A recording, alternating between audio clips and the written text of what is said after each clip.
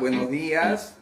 Mi nombre es Pedro Yupanqui. El día de hoy voy a hablar sobre algunos problemas testamentarios y de derecho de sucesiones. Los problemas de herencia, de legados y de desheredación. Entonces, para ello tenemos nuestro Código Civil que nos ayuda a poder tener la solución de estos problemas. Me ha llegado una consulta a la oficina en la cual queremos mostrar el escenario. El escenario es el siguiente. Una persona que no tiene hijos, ¿no?, quiere dejar un testamento. Y al no tener hijos, no tiene cónyuges, los que van a heredar o los posibles herederos son sus hermanos. Y los hermanos son 4 vivos y 1 fallecido. De esta forma, este es el escenario que tenemos para poder resolver. ¿Cuándo debe realizar una persona un testamento? En cualquier momento puede realizar un testamento. Puede hacerlo de las formas siguientes: a través de un testamento cerrado, es decir, se va uno a una notaría, se paga el derecho correspondiente, aproximadamente está 950 soles, se tiene que llevar un testigo, ¿no? Y de esa forma se habla, se describe y el notario toma nota de todos los activos de la persona para la distribución a sus beneficiarios, que son los herederos. De esta forma, esta es la primera forma. Entonces tenemos el testamento cerrado. Tenemos el siguiente, el testamento hológrafo. El testamento hológrafo es el que tú puedes tipearlo en tu casa, lo tipeas, ¿no? Entonces necesitamos un modelo y señalamos la distribución de los bienes para efectos de poder distribuir a los diferentes beneficiarios. ¿Quiénes son los beneficiarios de un testamento? Son los herederos forzosos, los herederos voluntarios y los legatarios. ¿Quiénes son los herederos forzosos? Son los ascendientes, o sea, nuestros padres, los descendientes, nuestros hijos, o los legatarios. ¿Quiénes son los legatarios? Son personas, terceras personas. Por ejemplo, un amigo, ¿no?, o un sobrino que no puede ser heredero directo porque todavía no fallecen sus padres. Entonces, esas personas van a estar como legatarios. Entonces, el testador va a otorgar expresamente un legado. Ese legado va a ser un acto de liberalidad en vida descrita expresamente en el testamento, sea cerrado u hológrafo. De esta forma, entonces, la persona va a poder encontrar a quienes va a dar su herencia. Dentro de la herencia tenemos, ya sabemos que son todo tipo de activos, que puede ser bienes inmuebles, vehículos, acciones, que pueden ser enseres, ¿no?, que son electrodomésticos, mobiliarios, y todo tipo de fondos que pueda tener un fondo de AFP, un fondo privado, asegurado, un seguro de vida, ¿no? Entonces, todos estos activos se van a distribuir en estos beneficiarios. Entonces, en la pregunta original tenemos que la persona que me hizo la pregunta quiere saber si de estas 4 personas vivas y una fallecida puede solo beneficiar como herencia a los 4 vivos y no a la persona viva que tiene hijos actualmente vivos. La respuesta es sí, puede solamente dar a los herederos voluntarios, porque no calzan dentro de nuestra normativa como herederos forzosos, que acabamos de describir, que son los ascendientes, descendientes y el cónyuge. ¿Okay? Solo son 3 tipos de herederos forzosos. Entonces, los hermanos no son herederos forzosos, son herederos voluntarios. Y su simple exclusión en el testamento ya no exige la causal de desheredación. Las causales de desheredación las tenemos en el artículo 742 de nuestro Código Civil y corresponde a los casos de indignidad, ofensas, maltratos, y si es el cónyuge, haber incurrido en adulterio, en violencias, en delitos dolosos, y no haber cumplido con la pensión alimenticia, ¿no? Entonces, pero unos alimentos a los ascendientes, a los descendientes y entre cónyuges. La causal de desheredación tiene que ser netamente expresa en el testamento, tiene que escribirse, pero en esta pregunta en especial, los herederos voluntarios de los 4, hay uno que no se le quiere brindar, ¿necesita una causal de desheredación? Pues no necesita, porque es un heredero voluntario y no es forzoso. De esta forma, espero que hay alguna pregunta para poder desarrollarla adicionalmente. Si ustedes tienen alguna cuestión, escriban aquí, comuníquense conmigo, les voy a poder ayudar exclusivamente. Tenemos una pregunta, digan. Esa persona ya está muriendo y está solo o sola, ¿no? Y en este caso es una persona ya sola, sin pareja, sin hijos, ¿no? Y entonces lo último que atina a escribir de repente ya en sus últimos momentos, de repente está ahí echada en su cama y en su mesa de noche, ¿no? Pone ahí los nombres de sea algún familiar, le dejo todo, ¿no? A mi hermana, única hermana, que eso que lo otro, ya, atina. ¿Y eso valdría lo que ella ha escrito en esa mesa de noche? Si no hubiese objeción, podría valer, pero el testamento hológrafo tiene que ser reconocido judicialmente, ¿ok?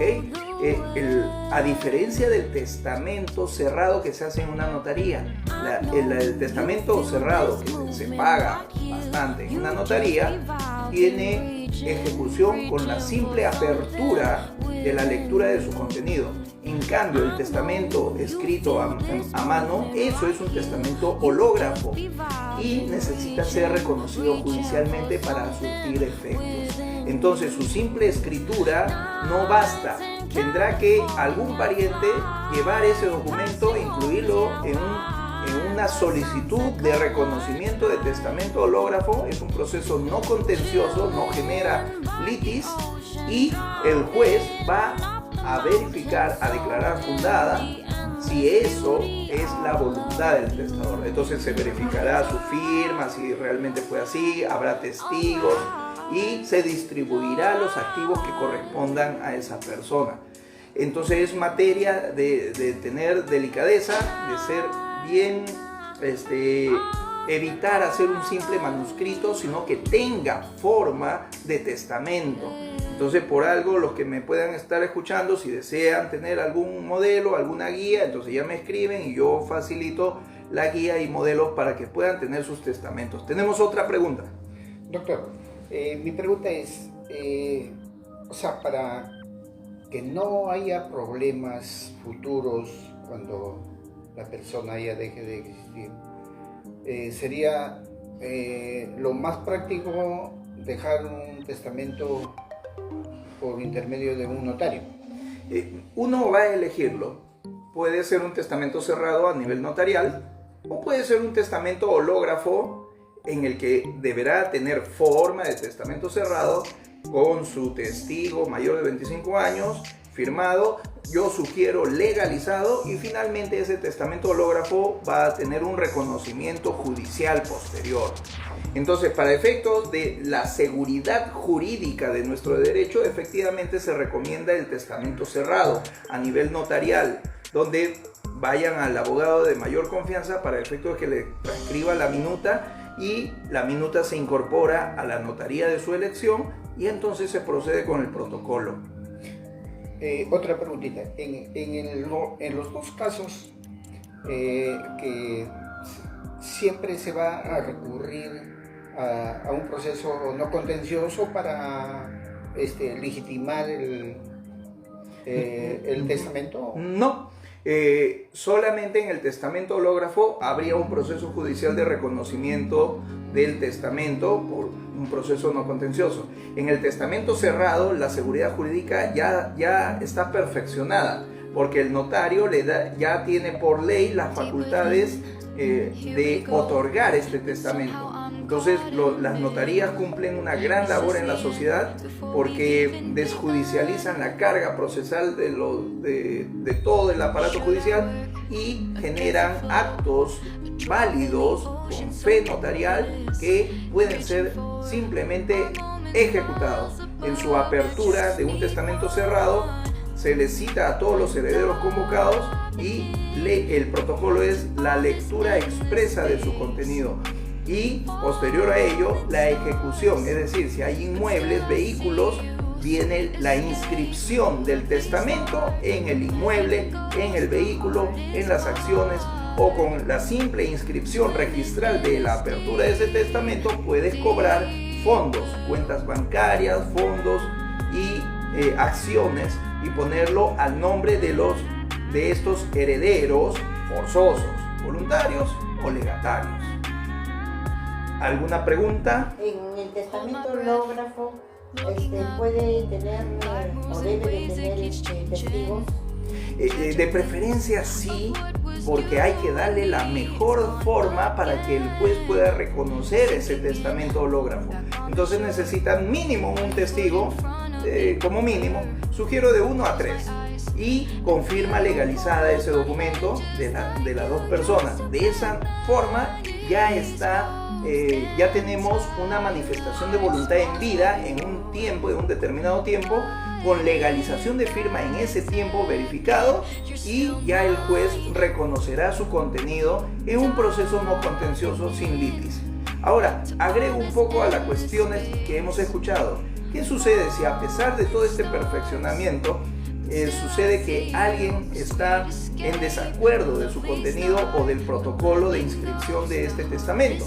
Entonces, esa persona es fácil, se va a oponer y va a plantear su demanda judicial de petición de herencia y va a decir: la herencia ha sido repartida entre todos ustedes y no me han repartido a mí.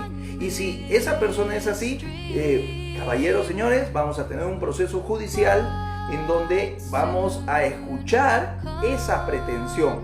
Les digo algo, no porque alguien pretenda algo, o sea, demande en petición de herencia, le corresponde su derecho, no necesariamente. El juez va a determinar si se declara fundada su pedido o infundada. Ahora, si se le declara infundada, ¿qué va a hacer este señor? Va a hacer una apelación posiblemente y la sala tendrá que resolver finalmente. Entonces, si toda persona que se crea vulnerada en un derecho, en este caso un derecho sucesorio, podrá pedir, ¿no?, una demanda, petición de herencia para intentar anular la distribución de la herencia y poder incorporarse en esa distribución. Pero no necesariamente le corresponde, porque ya acabamos de decir, y lo repito, de que tiene que verificarse qué calidad de heredero es, si es heredero forzoso, voluntario o legatario. Entonces, en el escenario de la pregunta inicial, si no se le incorpora en el testamento a un heredero voluntario, entonces, por más que demande una petición de herencia, le va a salir infundada porque no le corresponde la distribución. ¿A quiénes sí le corresponde la distribución de una petición de herencia? A los herederos forzosos. Ascendientes, ascendientes, que son nuestros padres, descendientes, nuestros hijos, y cónyuges. Entonces ellos, pues, si no se les incorporó en la distribución de la masa hereditaria, pueden demandar petición de herencia. ¿Tenemos alguna otra pregunta? Ya, bueno, iba a decir, doctor, en este caso, sea un hijo fuera del matrimonio que reclame y sí se le funde, ¿no? Se ha fundado su pedido, y el juez también dictamina de que también le debe de corresponder una parte de la herencia, ¿no? Así es. Bueno, yo creo que sería mejor, o sea, ya no dejar un testamento, sino sería mejor, creo que en vida, ya traspasarlo, no se puede hacer esos traspasos, ya a ti te dejo tal, a ti te dejo tal, y ya cualquiera fuera que quiera reclamar ya no podría, ¿o sí? Muy buena tu percepción y pregunta. Claro que sí, yo siempre he promovido de que las formas de transferencia de la propiedad puedes hacerlo en vida o post-mortem, ¿no? El testamento es la manifestación de voluntad en vida, pero su ejecución es post-mortem, a la apertura del testamento. Entonces el criterio, el consejo que se les dice es de que hagan sus transferencias en vida, y lo que se les recomienda es el acto de anticipo de legítima o donación, porque la compraventa les va a salir muy caro, pero también pueden usarla. Pero entonces un anticipo de legítima pueden declarar la distribución de sus activos y herencias en vida. Estamos hablando de bienes inscribibles, ¿no? En registros públicos, porque después los enseres no son inscribibles, pero los bienes, los terrenos, departamentos, casas inscritos en registros públicos, o los vehículos que son inscribibles, entonces estos sí, el buen consejo sería a través de un anticipo de legítima en vida, y ya no habría dificultades ni problemas en el futuro, post-mortem, ¿no? El causante podría descansar en paz y los hijos podrían tener su distribución en vida. Sin embargo, hay personas que pueden elegir el testamento, y lo pueden elegir porque en realidad no quieren distribuirlo en vida. Entonces es una posibilidad. La característica del testamento, sea cerrado u hológrafo, es carácter secreto. Nadie de los beneficiarios va a saber su contenido. O sea, de eso se trata un testamento, ¿no? Que quiere descansar en paz y quiere distribuir de una forma que no sea cuestionada por nadie. Por eso es que quiere hacer un testamento. Entonces las personas que optan por un testamento, sea cerrado u hológrafo, están en sus buenas condiciones, en su capacidad que les corresponda, en su discernimiento y en la distribución que ellos crean conveniente. Claro que será corregido, sea por el notario o sea por el abogado, que la distribución tenga que ajustarse siempre a derecho, ¿no? Y evitar las desheredaciones de herederos forzosos. No pueden desheredar a alguien que es forzoso, heredero forzoso. Por ejemplo, ascendiente, descendiente o cónyuge siempre tiene que estar dentro de un testamento. Y si incurre en una causal de desheredación, esta causal tiene que estar expresa, escrita, ¿ya? Y esas causales están en nuestro Código Civil, en el artículo 740 en adelante, están todas las causales de desheredación. Entonces, si alguien realmente quiere desheredar, podemos tomar ya actos inmediatos, porque tiene que ser anteriores al testamento. Es decir, una declaración jurada de desheredación con firma legalizada y ese documento guardado bajo 7 llaves. Después se hace el testamento, y así haya posteriormente, post-mortem, una discusión judicial de petición de herencia, entonces se mostrará este documento en su oportunidad y el juez sabrá valorar que en vida ese documento fue tan válido y sus efectos de manifestación de voluntad se van a respetar. ¿Tenemos alguna otra pregunta? ¿Quién guarda o quién custodia el testamento hológrafo? Si la persona fallece y los herederos colaterales no saben, ¿quién guarda? Claro que sí. El testamento cerrado lo custodia el notario. ¿Y quién custodia el testamento hológrafo?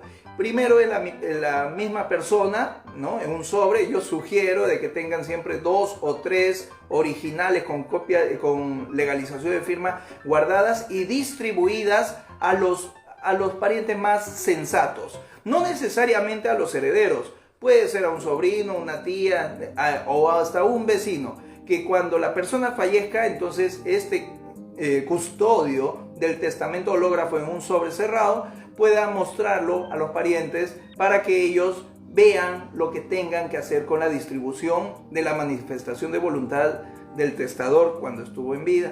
Entonces la custodia sí carece de seguridad jurídica, porque podría caer en las manos de un heredero negativo y lo rompa, ¿no? Y jamás se sepa la manifestación de voluntad. Por eso yo digo, en el testamento hológrafo tengan 3 juegos distribuidos en varias personas. Entonces tal vez uno de ellos caiga en manos de un heredero negativo, pero los otros no.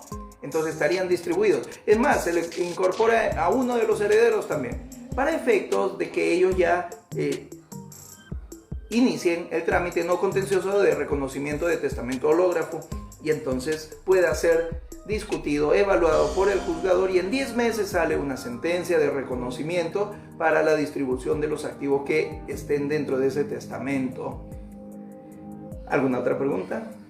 Ha estado muy clarito todo, doctor. Muchas gracias. Muchas gracias también a todos los que nos han visto. Ahí suscríbanse, compartan este video. Son temas hereditarios. Si tienen alguna duda más, pueden hacérmela llegar. Nos despedimos. Chao.